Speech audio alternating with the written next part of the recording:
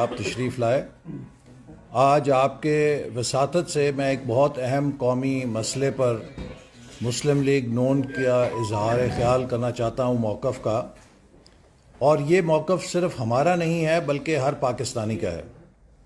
आपको मालूम है कि अभी वज़ीर आज़म साहब ने तकरीर में कहा कि नेशनल सिक्योरिटी इशू जो है वो कौमी कर्ज़ हैं, और उनकी ये स्टेटमेंट जो ही आई कि कर्ज़ जो है उनका ताल्लुक़ कौमी सिक्योरिटी से है, तो स्टेट बैंक ने अपनी रिपोर्ट जारी करके इमरान नियाज़ी साहब को आईना दिखा दिया है। और वो आईना ये है कि गुज़श्ता 39 महीनों में 39 मंथ्स ऑफ पीटीआई गवर्नमेंट में पहली दफ़ा पाकिस्तान के डेट और लाइबिलिटीज़ जो हैं वो 50 खरब से तजावुज़ करके 50.5 खरब पे पहुंच चुके हैं। यानी कि 50 से जो हाफ सेंचुरी है पाकिस्तान की डेट और लाइबिलिटीज़ की in trillions of rupees, 50.5 trillion rupees इस वक्त पाकिस्तान का डेट और लाइबिलिटीज़ इमरान नियाज़ी साहब की हुकूमत में पहुंच चुके हैं। और पिछले 39 महीनों में इसमें तकरीबन 20.7 ट्रिलियन का इजाफा हुआ है, जो कि 70% इजाफा है 2018 के मुकाबले में, जो पाकिस्तान की कुल डेट लाइबिलिटी थी। 70% पाकिस्तान के कर्ज़ों और लाइबिलिटीज़ में पिछले 3 सालों के दौरान जो इमरान साहब की या 3.25 साल की जो हुकूमत है उसमें इजाफा हो चुका है। और मैं यहाँ ये बात ज़रूर दोहरानी चाहूँगा कि आपको याद होगा कि ये वो शख्सियत हैं जो हर पाकिस्तानी को याद दिलाया करते थे कि आपकी गर्दन में कितना कर्जा है, हर पाकिस्तानी शहरी के गर्दन में कितना कर्जा है। तो इमरान साहब को मैं आज ये भी शीशा दिखाना चाहूँगा कि जून 2018 में तकरीबन हर पाकिस्तानी के ज़िम्मे 1,44,000 का कर्ज था। हर पाकिस्तानी के ज़िम्मे जून 2018 में 1,44,000 का कर्ज था, जो कि आज सितंबर 2021 में बढ़कर 2,35,000 हो चुका है। 3.25 सालों में हज़रत इमरान नियाज़ी साहब, जो पाकिस्तान के बहुत बड़े दयानतदार, ईमानदार, हाजी, खूबसूरत वज़ीर आज़म हैं, उनकी आला शानदार कारकर्दगी में हर पाकिस्तानी 91,000 रुपया का मज़ीद मकरूज़ हो चुका है। ये तकरीबन 63% इजाफा है। एक पाकिस्तानी की गर्दन में 63% कर्जे में इजाफा हुआ है पिछले 3.25 सालों के अंदर।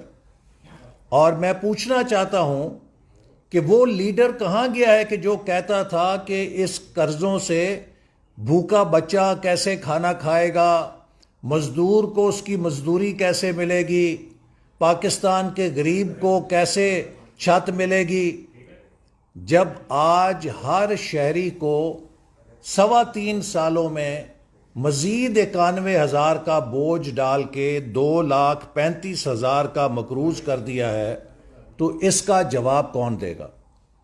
2018 तक, जैसे मैंने कहा कि पाकिस्तान के हर शहरी के गर्दन पे या उसके कांधों पे तकरीबन 1,44,000 का कर्जा था।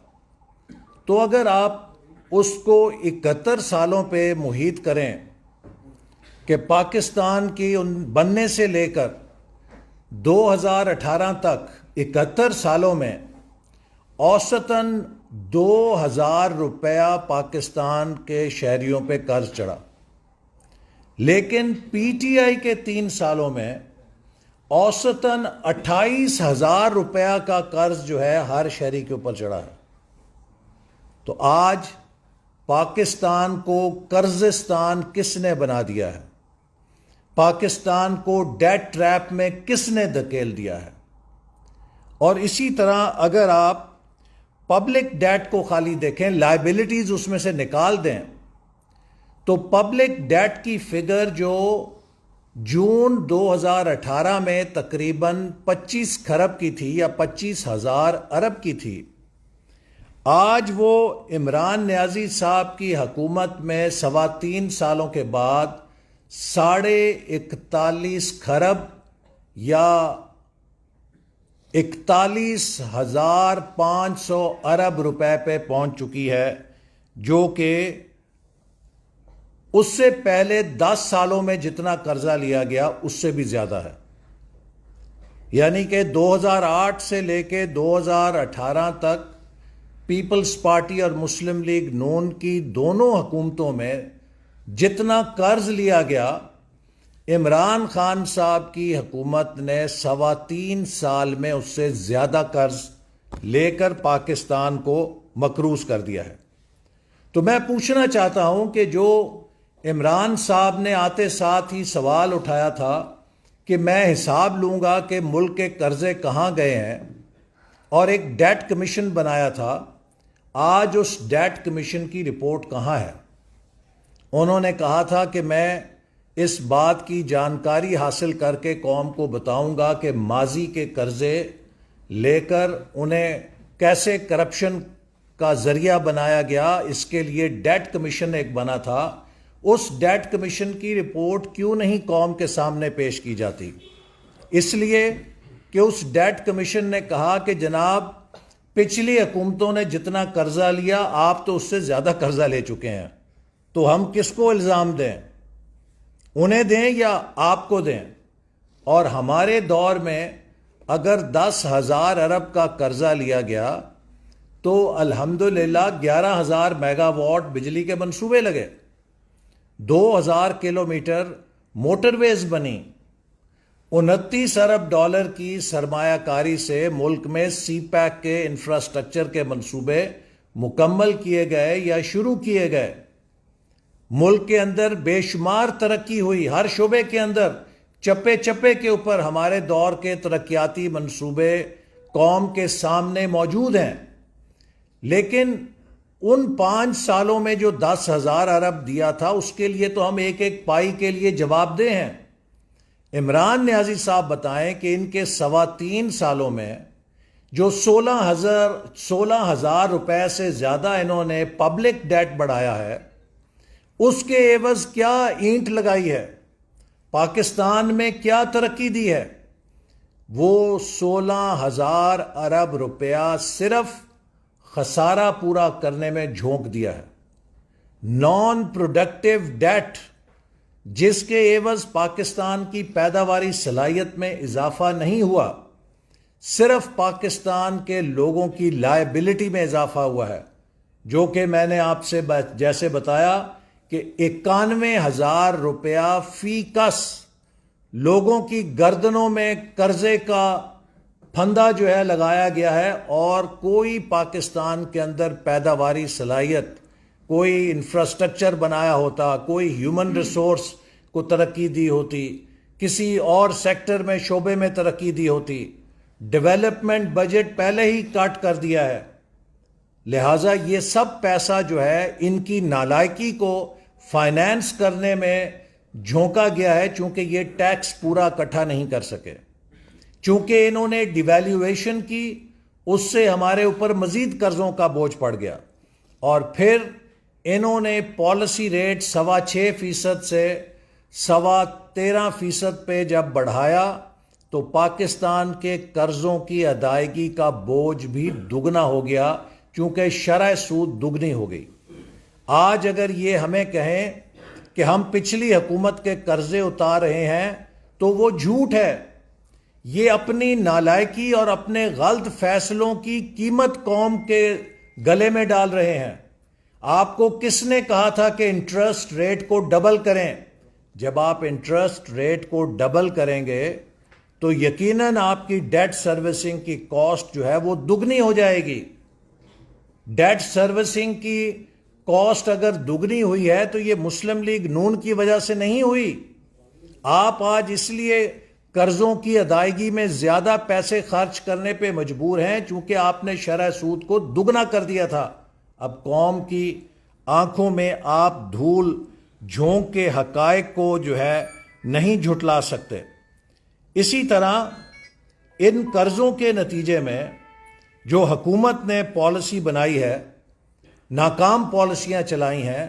हमने बजट के दौरान कहा था कि हुकूमत जो फैसले कर रही है ये नाकाबिले बर्दाश्त हैं।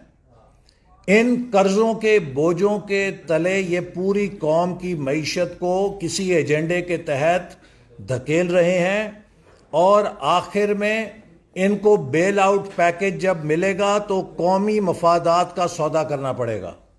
आज हम देख रहे हैं कि ये हुकूमत सिर्फ IMF से 4 आने लेने के लिए पाकिस्तान के हर मफाद को, पाकिस्तान के अवाम के मफाद को, पाकिस्तान के गरीबों, किसानों और मजदूरों के मफाद को दांव पे लगाने के लिए तैयार है, चूंकि अब इसके पास कोई ऑप्शन नहीं है। ये अपनी नालायकी से पाकिस्तान को वहां ले आई है कि जहां Pakistan is caught between devil and the deep sea.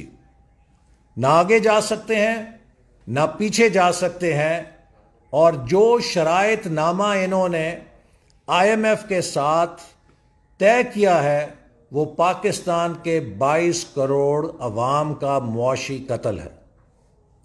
400 अरब रुपए से ज्यादा टैक्स एक मिनी बजट की सूरत में अवाम पर मजीद बोझ डाला जाएगा। 200 अरब से ज्यादा तरक्याती मंसूबा जो है, तरक्याती बजट, डेवलपमेंट बजट, उसमें कटौती की जाएगी जिससे हमारी इकॉनमी की ग्रोथ मुतासर होगी।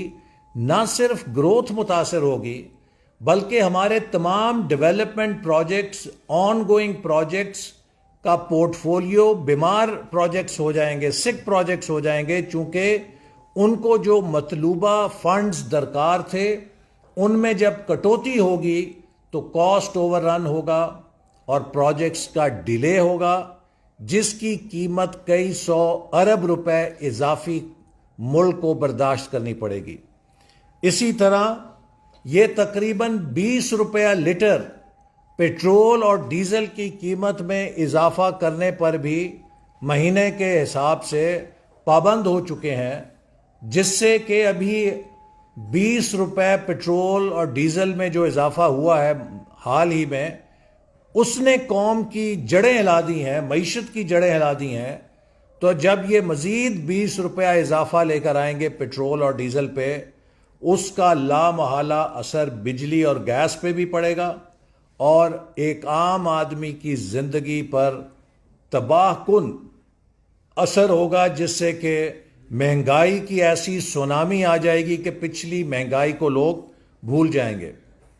और इसी मुआहदे के अंदर यह हुकूमत जो स्टेट बैंक ऑफ पाकिस्तान को पाकिस्तान की पार्लियामेंट, पाकिस्तान के अवाम की निगरानी से निकालकर बराह रास्त IMF की निगरानी में देने जा रही है, हम उसकी भी शदीद मुजम्मत करते हैं और इसकी भरपूर मुखालफत करेंगे।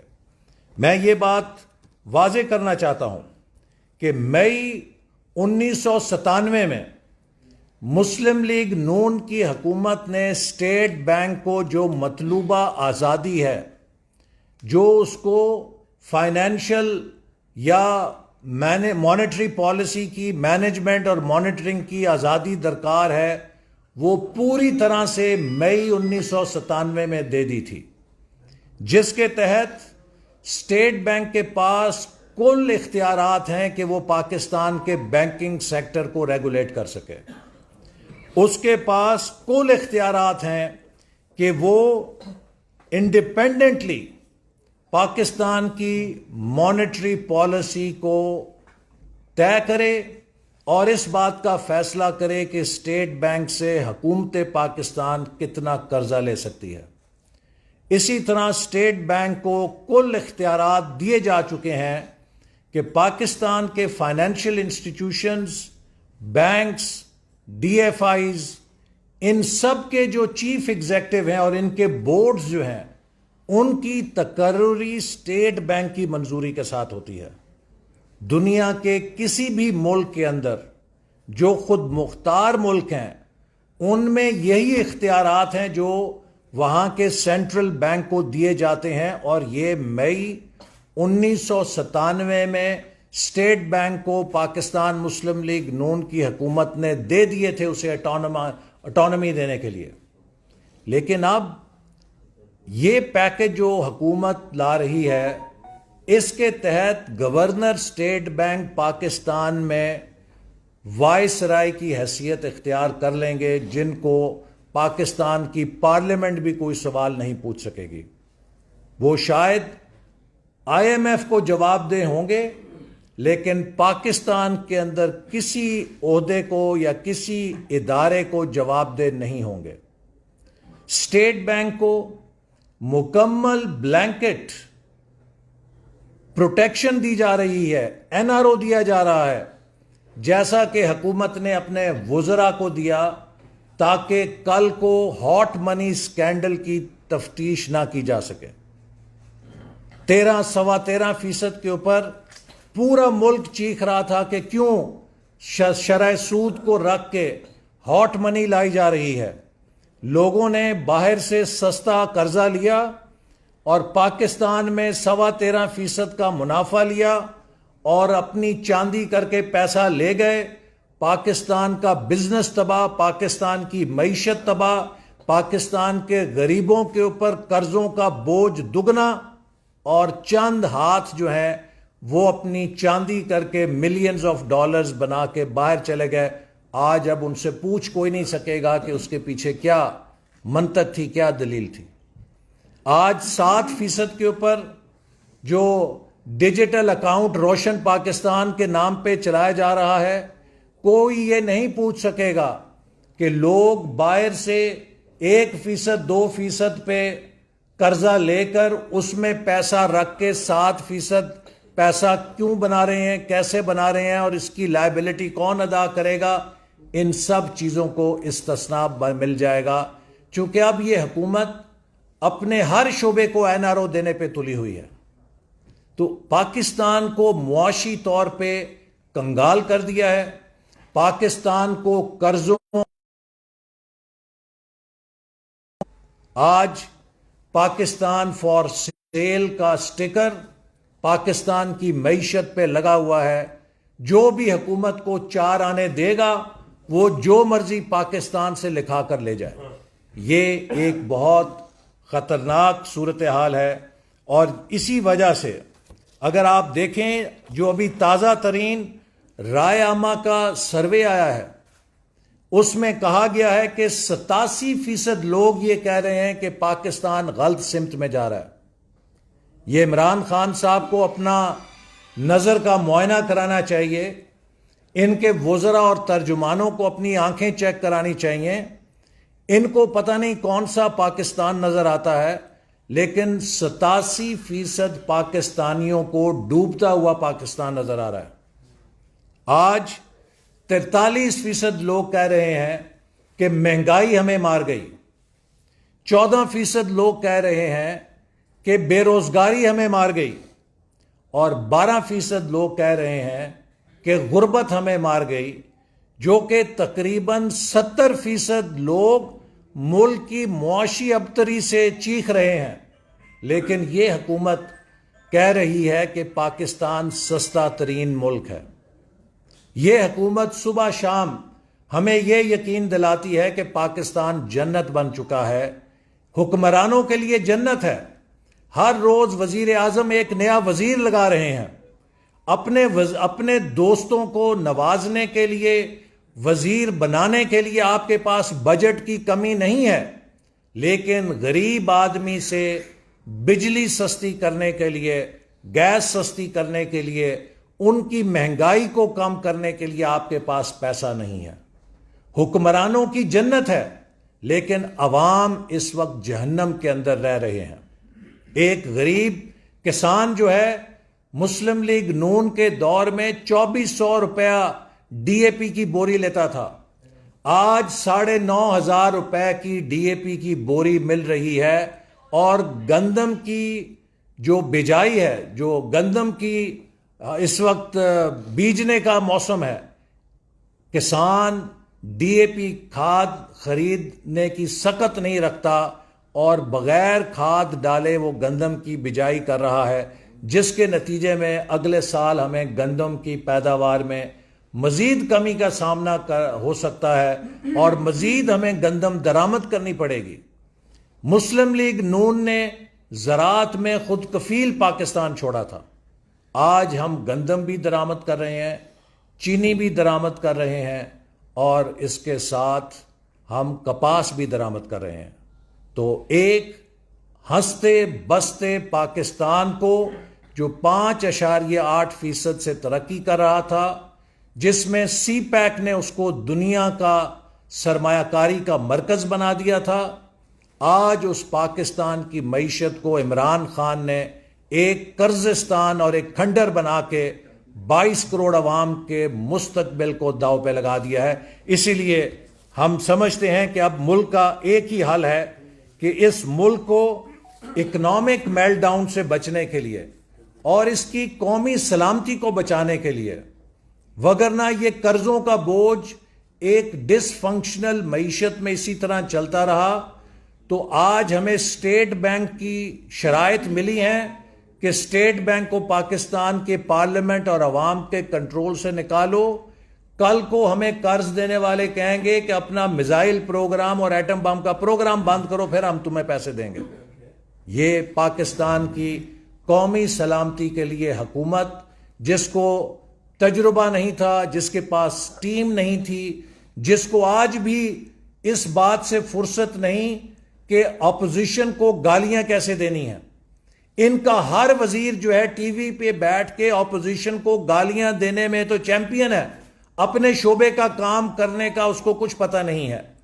वजीर खजाना कह रहे हैं कि वक्त के ऊपर गैस का ऑर्डर नहीं दिया गया, एलएनजी के सौदे नहीं किए गए, लेकिन वजीर साहब कह रहे हैं कि नहीं जी ये तो पिछली हुकूमत की वजह से हमें कमी है। इतने बड़े बड़े लतीफागर, इतने बड़े बड़े जोकर हुकूमत के अंदर शायद आज अफ्रीका के किसी छोटे से मुल्क में भी देखने को नहीं मिलते कि जो सवाए ऑपोजिशन पे इल्ज़ाम तराशी करने के और कोई काम नहीं जानते।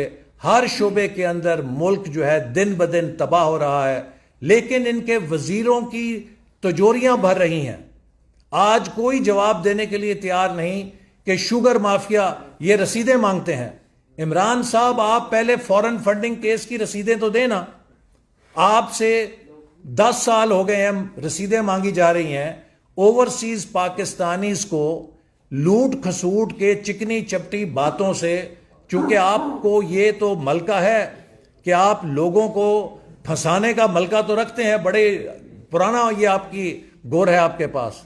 तो आप चिकनी चपटी बातें सुना के जो बैरून मुल्क मुकीम पाकिस्तानियों से करोड़ों रुपए लेकर आए, यहां पे सीक्रेट अकाउंट्स में डाला, उससे किस किस ने बहती गंगा में हाथ धोए और उन बैरून मुल्क मुकीम पाकिस्तानियों से आपने क्या क्या कारोबार किए उनके पैसों से, क्या क्या आपने करप्शन की उस पैसे पे।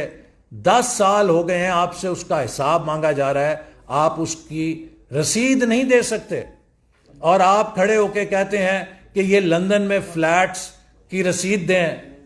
जब उन्होंने लंदन में फ्लैट खरीदे थे तो उस साल शरीफ फैमिली के बिजनेस ने 1 अरब रुपए का टैक्स दिया था। जो 1 अरब रुपए के टैक्स अदा करें वो 4 फ्लैट भी खरीद सकते हैं। आप मुझे ये बताएं, आप मुझसे भी कम इनकम टैक्स देते हैं तो आप 300 कनाल का महल कैसे चला रहे हैं? इन सवालों का जवाब भी आप जरा मेहरबानी करके दे दें।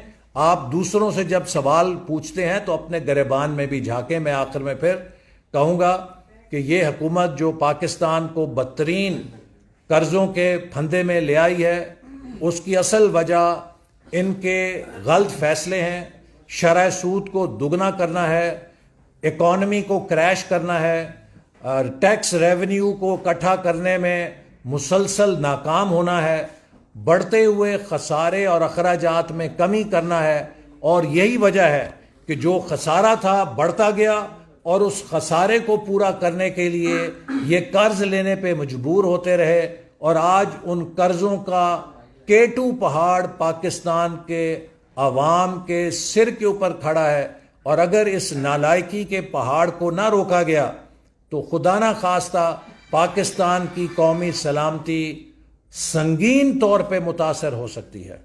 तो इसलिए अब इनके जाने का वक्त आ गया है, और मेरा ख्याल है कि अगर इमरान खान साहब में सच्चाई का सामना करने की सलाहियत है तो ही शुड क्विट, और उन्हें खुद समझ जाना चाहिए कि ये खेल उनके खेलने का नहीं है।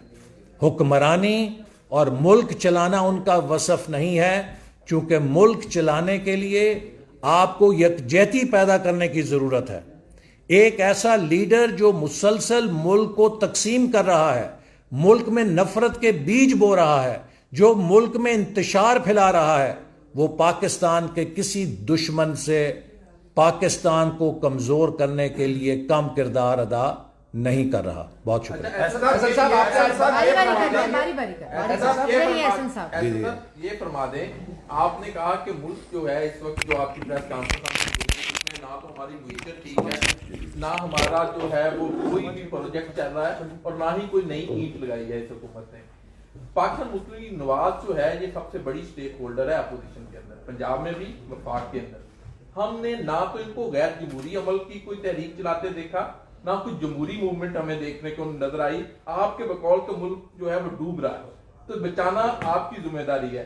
ना हमें तहरीक अदम-ए-इत्तेमाद वफाक में नजर आती है, ना पंजाब में नजर आती है। वजह क्या है? और आखिरी मेरी बात यह है कि कहने वाले ये कहते हैं कि मियां नवाज शरीफ जो बाहर गए हैं वो डील करके गए कि 5 साल कुछ नहीं कहना। मेरे भाई, आपने तहरीक अदम-ए-इत्तेमाद की बात की तो आपने जॉइंट सेशन का अंजाम देख लिया।